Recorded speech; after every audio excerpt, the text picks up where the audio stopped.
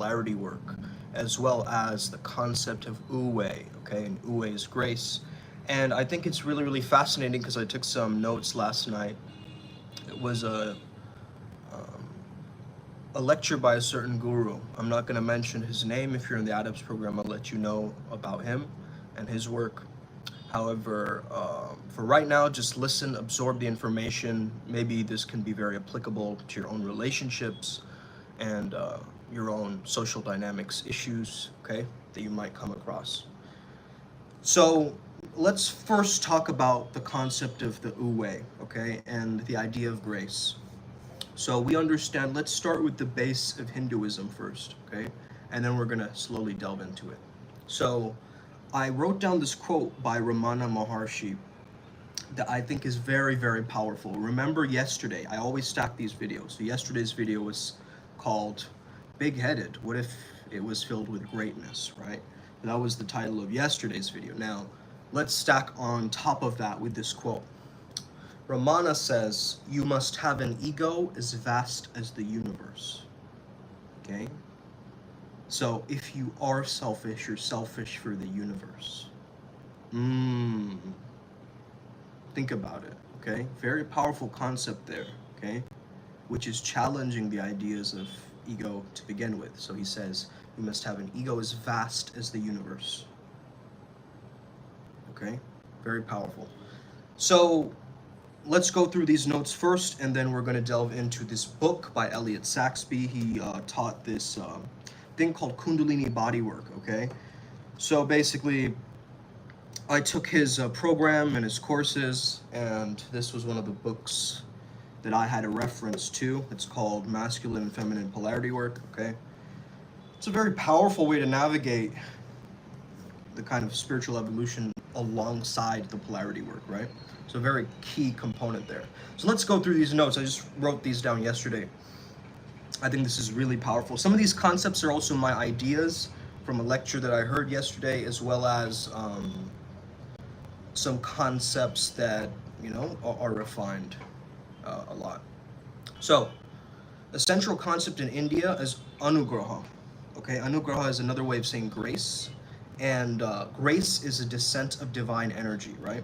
When we use the term Shaktipat, right, where the guru transfers on the lessons, the blessings, the enlightenment onto the pupil, onto the shesha, the student, right, is very important because that drives the world and it actually enables beauty to emerge. The more people can understand that they're giving permission to themselves to access the divine and embody the divine, and it's being transferred from one person onto the next person, onto the next person, is going to create a powerful ripple effect, right, overall. So I think that's really powerful. Now, the ego obstructs grace, preventing its full utilization or blocking it entirely in some cases, okay? To benefit from grace, the ego must be dissolved, as it merely obscures the light, acting as a shadow, okay? Prayer, when we're praying, often creates a sense of separation, right? I am over here praying to a God up there. There's a sense of a distance being made rather than emerging. You get what I mean? So prayer often creates a sense of separation where one feels they're praying to a distant God rather than aligning with the frequency or attunement of that reality, correct?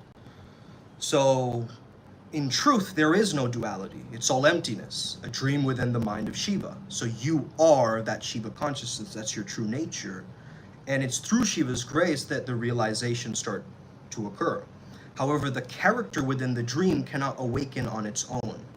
You see, the paradox lies at the heart of Indian thought. Surrendering the ego is a product of grace.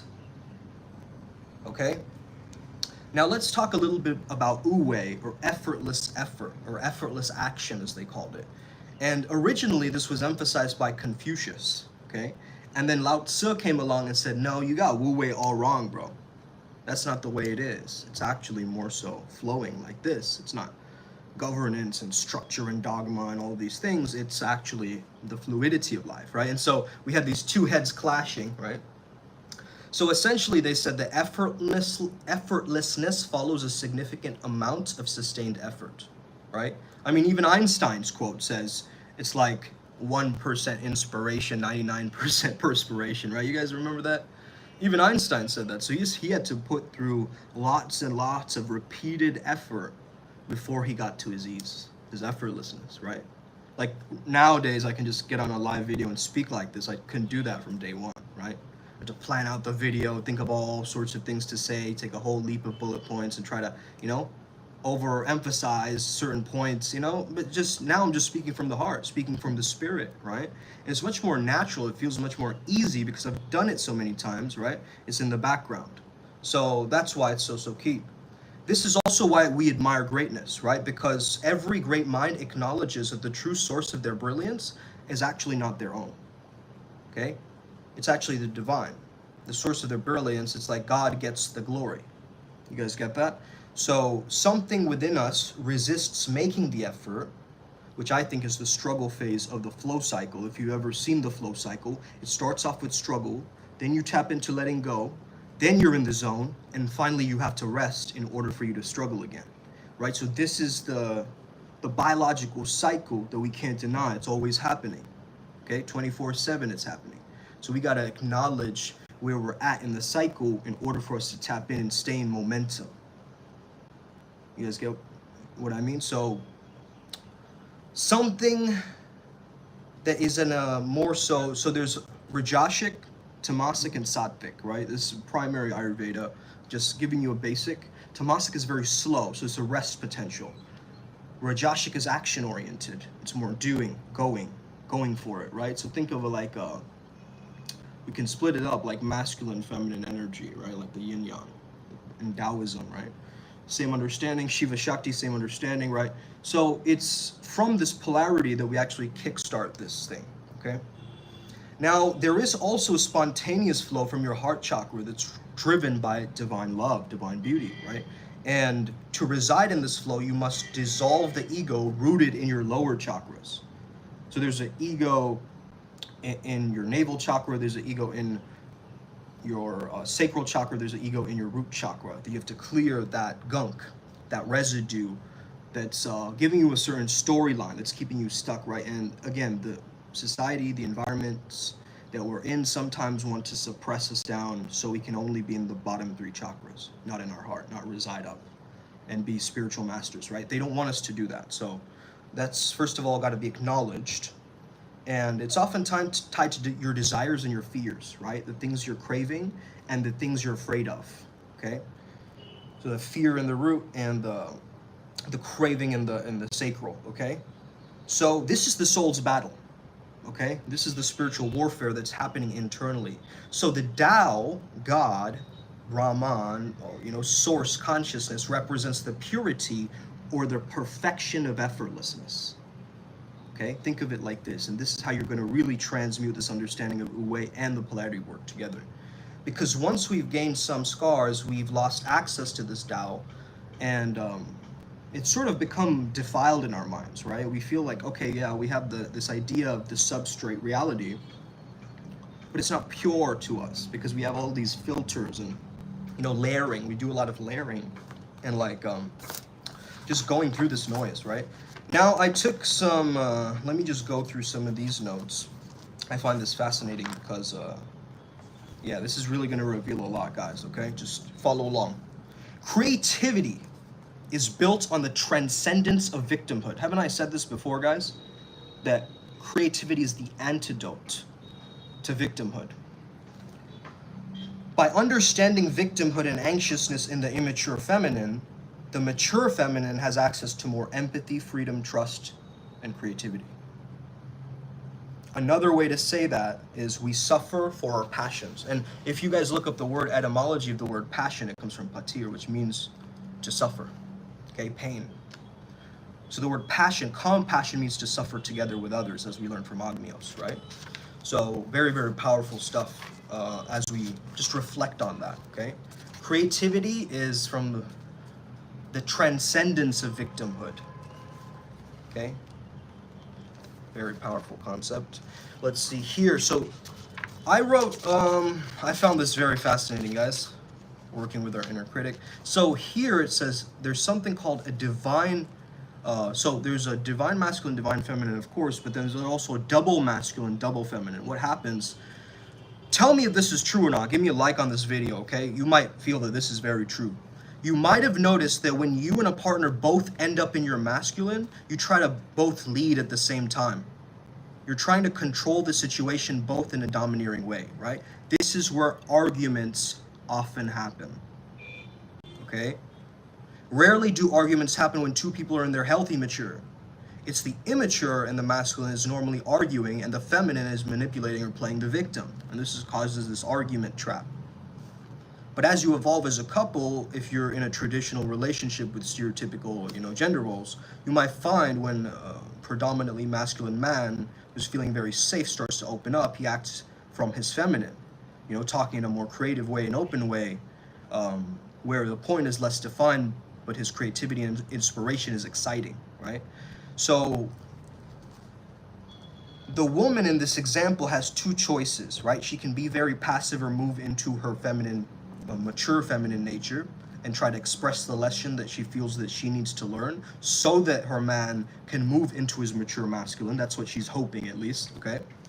Or she moves into her mature masculine to meet him almost like a brother and sharing her experience from a place of wisdom to help him see the dynamic that is playing out, hoping that he moves into his mature masculine so that she can eventually move into her feminine, her mature feminine, so they can find an integrated and more non-polarized way of relating, right? So I think that's really, really key. Here I found this fascinating. Logic itself needs something illogical, which is valid and essential in nature to exist.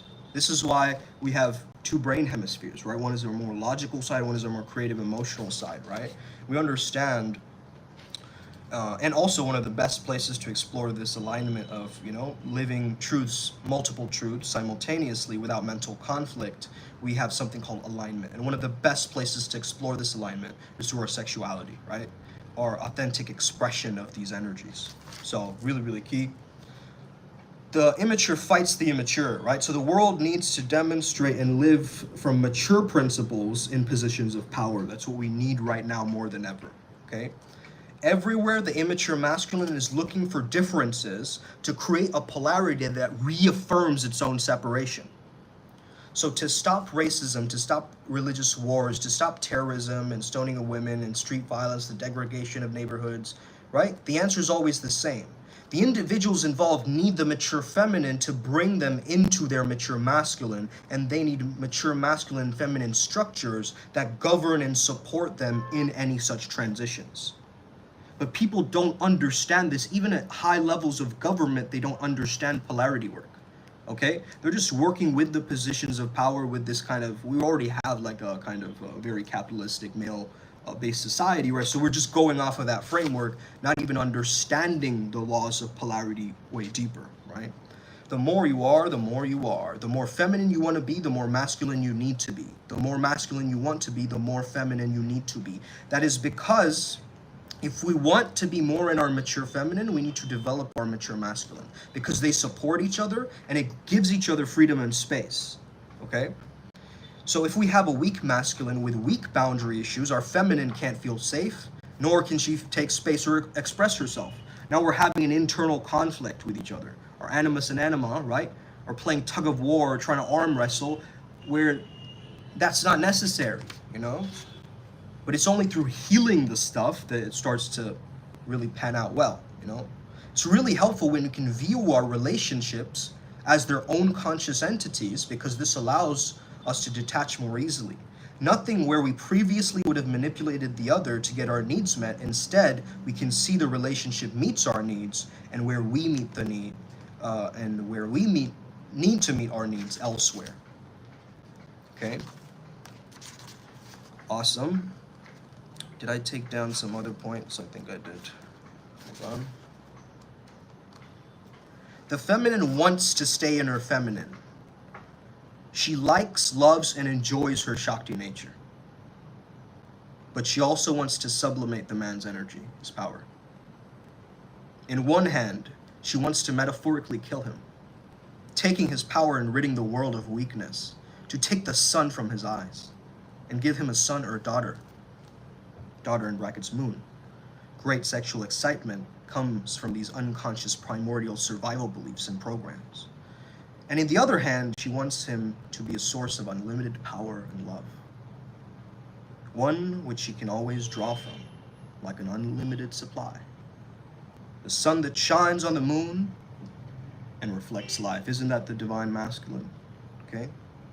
To change, we need to become more honest with ourselves, understand our drives and sexual desires, and when and where we need to apply resistance. Sex needs to be fun, so how we apply resistance might keep changing, but men in the masculine in all of us needs to learn how to hold power and sexual seed during orgasm, and women and the feminine in all of us need to learn how not to pull it, how not to kill every man taken to bed, how to sublimate and transmute that sexual energy.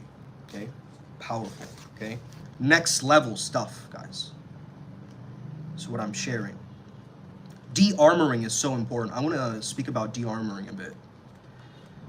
Very, very key. Yeah, bro. Go ahead and share, Guido. I find that fascinating.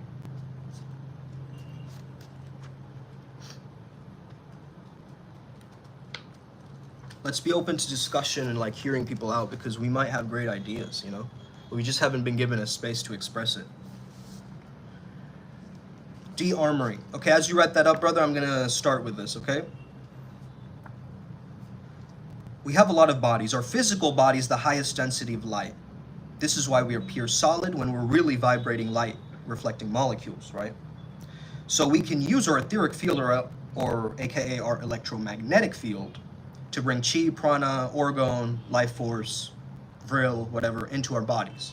This is what animates us. It makes us, you know, we look in the mirror when we're happy, we look good, you know, and it's partially because we're all viewing physical matter through our own etheric field, our malleable layer of light.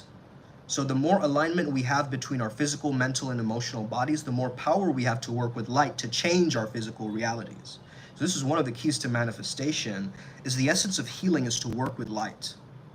Okay? Not only work with feeling light, but working with, you know, that light frequency, that light essence, that high paradigm, that higher consciousness. Okay? Hey, Young Hefe is here daily, man, learning like a true student of life, bro. I appreciate you a lot. Respect to you, my brother. 2 in a row correlation frequency. Yep. Absolutely. What stops us having alignment, stops us having power, is fear and trauma in our body. This misalignment between our bodies is our safety switch. Okay? So our physical body's 3rd dimensional, always in the present. Our mental body's 4th dimension in linear time. And our emotional body's 5th dimension beyond time and space. Okay? So at the physical body, the lowest density of light, the densest, are our most painful and traumatic memories. And they create an armor so the same pains cannot hurt us again. So we're literally creating like a heart wall for that experience, right? And it's only through energy we're de-armoring, especially integrative levels of healing, that you can get rid of this trauma, right? You need to work with the physical body, or your trauma is likely to come back and never fully heal. You need to find the alignment of your power. It's only if you work holistically that you just really start to heal, right? Because I understood, you go to a therapist, you learn about the mind a lot, right? You're understanding things at a mind-mental level. So maybe you're changing your linear time, right? 4th dimensional mental body, but you're not changing your 3-dimensional physical body. Okay? Now, it's with the 3D, 4D, and 5D all together that you're going to activate the greatest level of healing. Okay? If you read the book of Enoch, the fallen angels taught the women they were coupling with magic and astrology. All these women were doing tarot and spirituality. Is just them reliving genetic memories.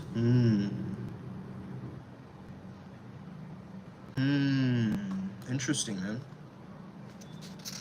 Very interesting. Now, it's interesting, too, that the fallen angels, right, were once angels. Correct? Like, they were the next to God, right? And they fell. So, that's also, I feel like, a very important point to know. We're a fallen culture, maybe we're a fallen state. but we've fallen. And now it's our remembrance, right? The anatheism, remembering God is our true nature. Re-remembering God, okay? Empathy does not start in the mind. Real empathy starts in the cells of our body, most often our stomach, with a relationship to our heart. This is why we use phrases like listen to your gut and listen to your heart. Okay? Our mind creates emotions. We have a memory. We create electrical signals. We send information to our pituitary glands and our other glands. All elements of that, as well as the liver, to create chemicals. These chemicals, like neurotransmitters, right? They confirm the mind that it's correct. In some cases, it becomes an addiction, and we healthily or unhealthily brainwash ourselves with emotional addictions, regardless of whether it's linked to substances or not. And because on this level, our brain is only following a pattern of familiarity, we become addicted to our sad and lower emotions, just as much as our happy and high ones. So thus, experiencing empathy on the level of the glands and from our stomach, having emotional information that does not come from our mind as a logical thought process and judgments is so valuable. So transforming energy into the body to release chi, prana, life force, right? This is the foundation of energy on a quantum level. Man, there's energy all around us, right? Some of us just don't have the transceivers to receive, right? The receptivity. You're not receptive to the divine, to that grace, to the Uwe. But once you become receptive and you start to surrender to the present moment and allow those synchronicities to happen, really observe that me and the divine are not separate. I'm creating all these vast separations to help my ego understand this 3D matrix. But really, it's not like that, right? What is your opinion on high deities or gods walking in human form and using the human experience as a perspective for beingness? I think that's very possible. And I think that's how also channeling works to some extent, because these gods or deities or thought forms, fragments, right? Everything is psyche in that sense. The reason why they want to, meet with this realm is, it could be that they want to experience those sensory, experiences as well. Like they don't get to eat the proper kind of, I don't know what food is like in the Pure Lands, I don't think they have like a Uber Eats or whatever over there in the celestial realms, right? But irregardless, I think it's an interesting idea. Again, it's got to be within your control. A lot of people, they conflate the ideas of possession and channeling together. I think they're two different things, my friends. Okay, channeler is highly aware. Actually, they're highly aware that they're doing this process and they're in the driver's seat. Actually, they're looking at as in the tower, the clock tower of this whole experience happening. They're not completely zoned out of it. They're just holding the space for the being, right? And this is what we teach in the mystery school as well. It's really incredible stuff. Yeah, man, they turned their human husbands into cucks. Yeah. Mm-hmm. Absolutely, we see it in media, okay? See it in media. Hey, shout out Adam22 when I met him in LA in 2017. Nowadays, he's a completely different lad, okay? They have the transceivers, but it's inactive. Yeah, man, absolutely. It's just inactive. It's just inactive. They're not you use it or lose it, right? They don't use it. When we have an orgasm, every cell of our body vibrates and transforms. So in these moments, it's good to be with somebody who loves and accepts us, appreciates us, and has gratitude for us, or that we have good intentions for ourselves, to give our body its new vibration. Interesting. That's a very interesting way to look at sex, right? How vibrations, orgasms change our vibration up, right? So it's depending on what we're really focusing on during that action, Life is supposed to be abundant, and in a mature masculine system, we would all live abundantly. The animal kingdom has a lot of power over systems within it, but less greed and stupidity. Okay.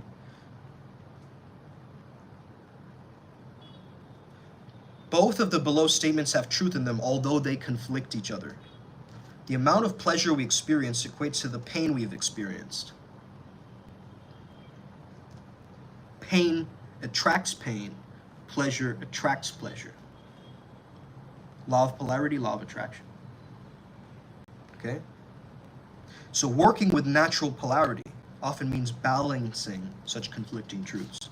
I'll give you guys an example, right? Shout out to my homie Jackson, who taught me this understanding of the golden shadow. So he was in resistance to being perceived or labeled as an asshole, right? As a dick, as a complete douchebag. He was in opposition to that, but there was some aspect of him resisting that, you know? Really like, he felt like it was his shadow. So that means like maybe he would notice bullies in his, you know, earlier life and so forth. I remember meeting with bullies. I remember once a bully was like, telling me that I'm Aladdin or something, like go back and fly on your magic carpet or some shit. And I just started singing the Aladdin song, like completely out loud. Like my logical brain just shut off into like this, I just clowned on him, like real hard, you know? There was a lot of complications of that story, but irregardless, right? So anyway, so Jackson, what he did is, you know, he rolled down his sunroof in his car. He blasted some like run, I don't know if it was like DMX or something like that, right? He got out of the sunroof, he flipped off everybody, right, on the road, and he went back in. Okay, why did he do that? Why did he do that? He was doing shadow work. He was attacking his own shame. He was poking a hole into his own ego in order for him to transmute and release that catharsis, right? That emotion of being an asshole and being afraid of being an asshole. But there, for that moment, you could be an asshole and truly experience that, like flipping off everybody. You guys get that? So that was one way of integrating his dark masculine. I think that's beautiful, man, and I think it's such a powerful understanding. Okay, have a nice week, you too, Agi. Testimonios, bom dia. Conjeca os canais, Oseo y Real. Testimonios sobre is. Good morning. Discover the channels Heaven is Real and the Supernatural Testimonies. Great. Fantastic, bro. You're helping me learn Spanish. Thank you. If war in heaven existed, that means the gods have emotions and flaws just like humans and animals. Absolutely, bro. And guess what? We have an I, a sense of I, and the gods have a sense of I too. So what if we imputed our I on a god? Woo-wee! Isn't that what deity yoga is? Let's go, upward spiral gang. Hey, we're dropping, oh, man, we're dropping too many secrets on here. We gotta keep it hush hush, because this is like adept information, man. The occult isn't supposed to be shared like so freely on the internet. I don't think so. I mean, definitely spirituality, yes, get towards the divine, but these different practices, hey, if you're not battle tested, if you don't understand the processes, you're gonna end up way more scattered, right? Most mystical dabblers are now in asylums, okay? So be careful, my friends, okay? I took a big risk when following this journey, absolutely, you know? But I lived and I learned. I became a shaman who had to be initiated, be reborn, understand that, you know, yeah, my near-death experiences of my life has helped me to access these more, you know, shamanic states of mind and be able to really perceive it and understand it on a deeper level, not just kind of, you know, go with it. I mean, again, in the beginning, we all love dabbling, right? But then you have to double down on something at least. My entire journey, you've noticed, is I've been passionate about the flow state, man. I've talked about it endlessly and hoped to embody it on a completely fascinating level, you know? And I look for all examples of that, and I embrace that, and I understand why is it working for me, though? Because it's transcending the idea of I, little old me, little old Sumed, right? It's not about that guy, right? It's not about the character in the dream who needs to awaken. It is you recognizing the potential in the background. Hey, this is all a movie? You mean this is all a movie made for me? That was one of the epiphanies I had during one of my meditations. I was like, wait a minute, you mean this is all a movie? And I'm the director and the actor and the, you know, and everyone and all of these characters and, you know? So, I mean, that epiphany led me to writing my book TPM and so forth. Or initially, it started from a paranoia. It came from a paranoia and then it became a pronoia. It was wild, bro. Because at first, I thought I was being watched by cameras. This is what a lot of schizophrenics experience, right?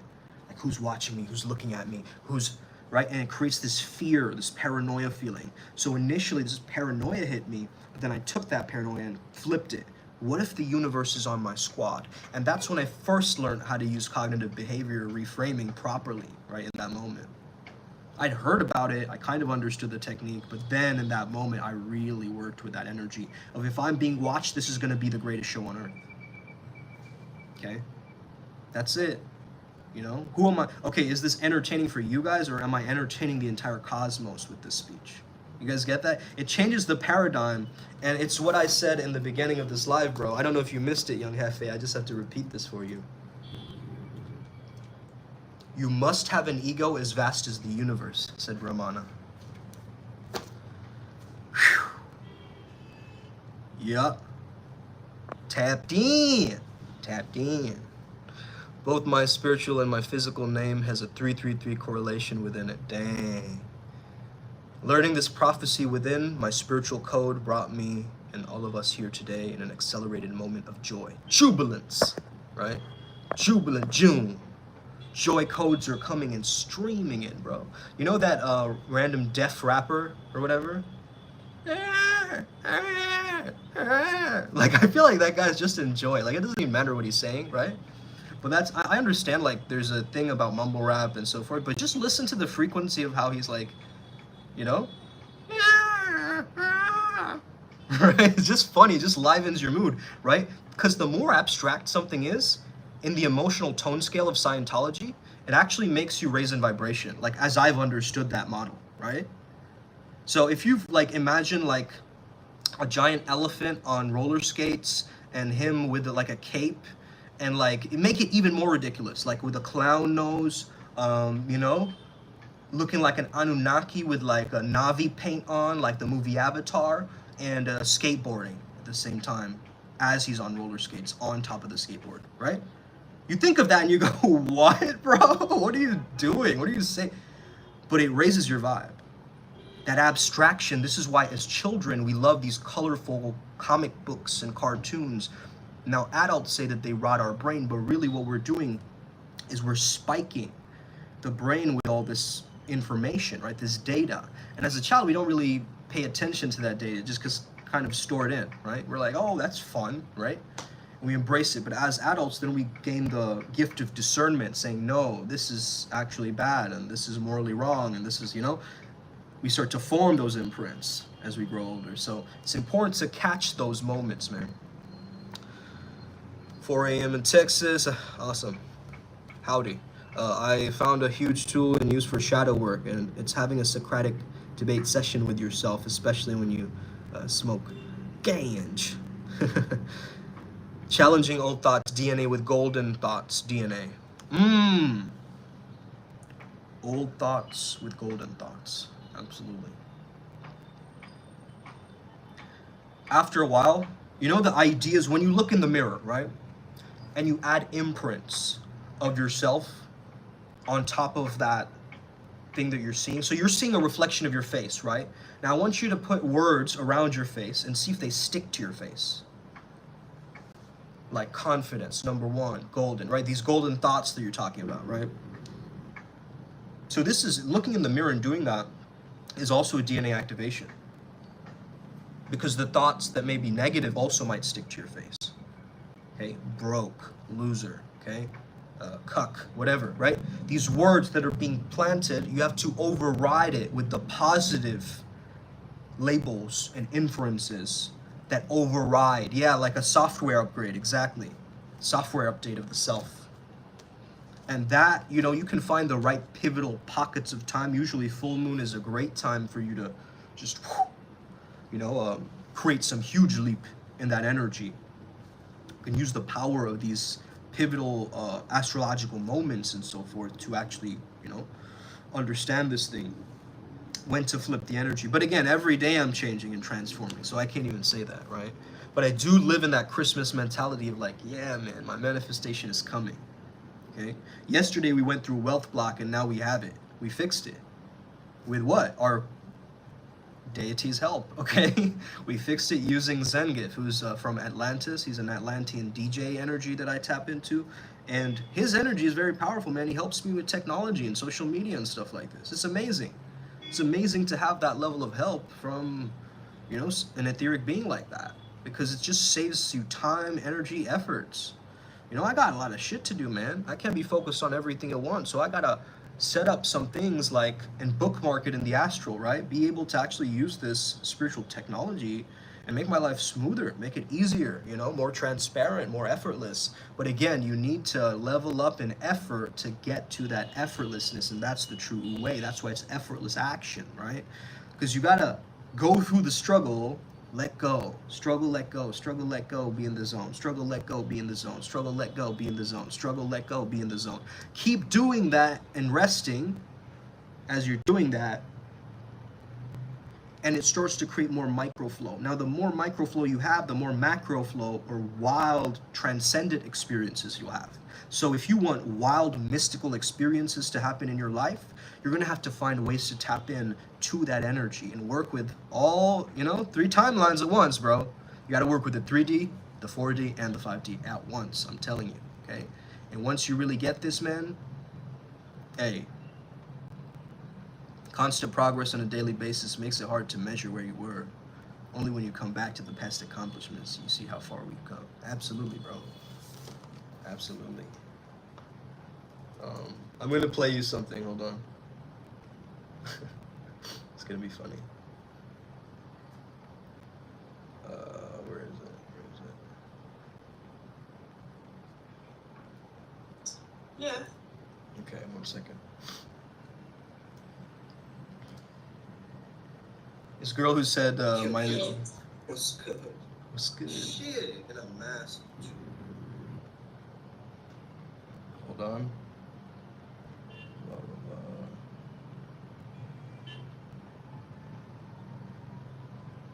blah. Hey, constant progress. Okay, hey, I already read that. Okay, so... Which? Uncle.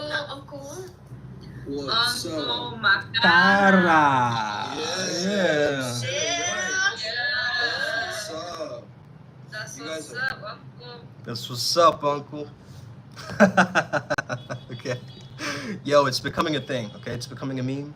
And as I've understood it more, I think I'm really able to not seek for the validation, but soak in the validation internally. Do you guys get that concept? Right? There's one level of me wanting to seek validation through an experience like that. It's another thing to really bask in the afterglow of it, right? To soak in the wish fulfilled. Okay? If you check my Instagram, bro, you'll check the latest post on there. Let him cook. That was like me 10 years ago or whatever. I don't know how long that was. But then that's me now. And just notice the difference, right?